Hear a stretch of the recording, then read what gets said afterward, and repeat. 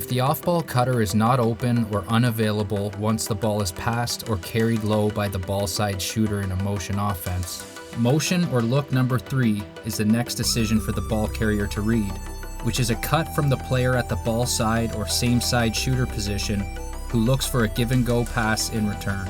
This pass needs to be a touch pass, with the passer throwing a softer pass into the cutter as opposed to passing it at full strength or on a rope, as we say.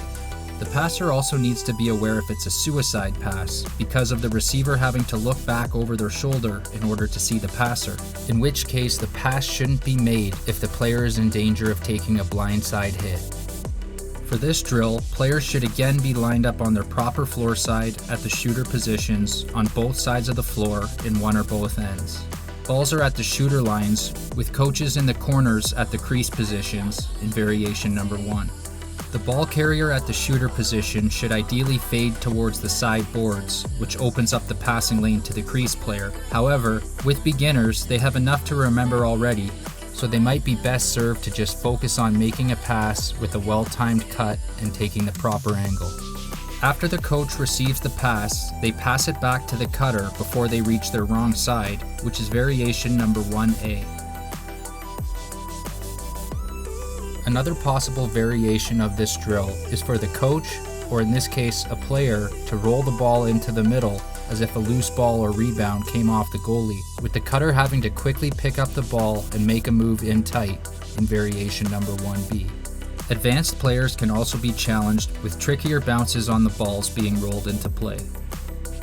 Variation number 2 uses all of the same principles described in variation number 1, except there is a line of players at the crease position who are now passers instead of coaches. The crease players, and coaches for that matter, should also be encouraged to pop out to receive the pass, flashing their stick and passing it back to the cutter before they reach their wrong side in the middle of the floor.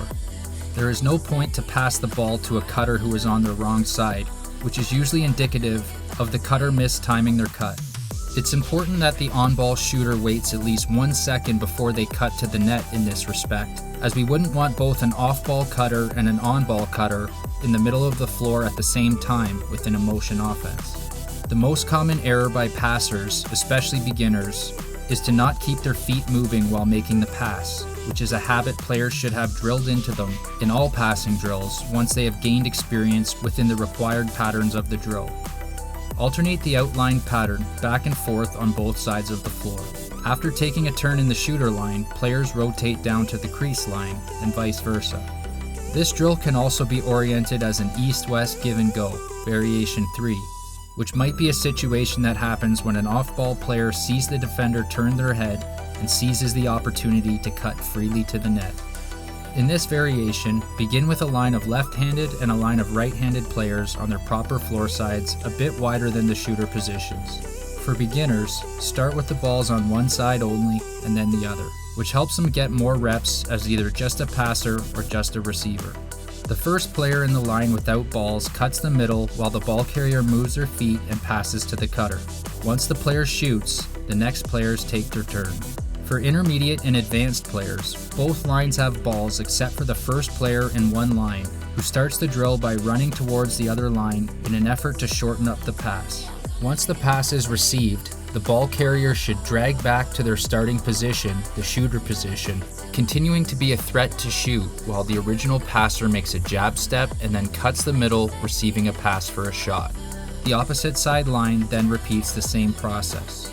Coaches can also request that the pass be received closer to the crease as opposed to the middle, aka the back door. Variation 4 is the same as the other variations, except there is a volunteer defender playing soft defense at the shooter position on both sides of the floor, which simulates the battle required to get to the middle. The coach can also request that defenders force the cutter to one side or the other. Variation 5 sees another volunteer defender window washing the passer with their stick, which means flashing their stick back and forth in front of the passer's face in order to make the pass more difficult and game-like. Another option instead of a volunteer defender is for the first player in the shooter line to play defense, later taking their turn on offense after the other side's taken their turn, eventually switching to the crease line after they shoot, and vice versa for the crease players with the dummy defender that's window washing.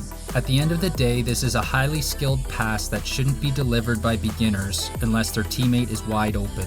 In most cases, they should simply carry the ball high and shoot, or swing the ball to the other shooter position for a shot, which is essentially a full rotation through all of the motions in this offense and likely to open up a wide open shot in any beginner league. For intermediate and advanced players, they may also look to downpick the crease or seal the shooter instead of looking for the give and go in this scenario, concepts which are later addressed in their own specific drill videos.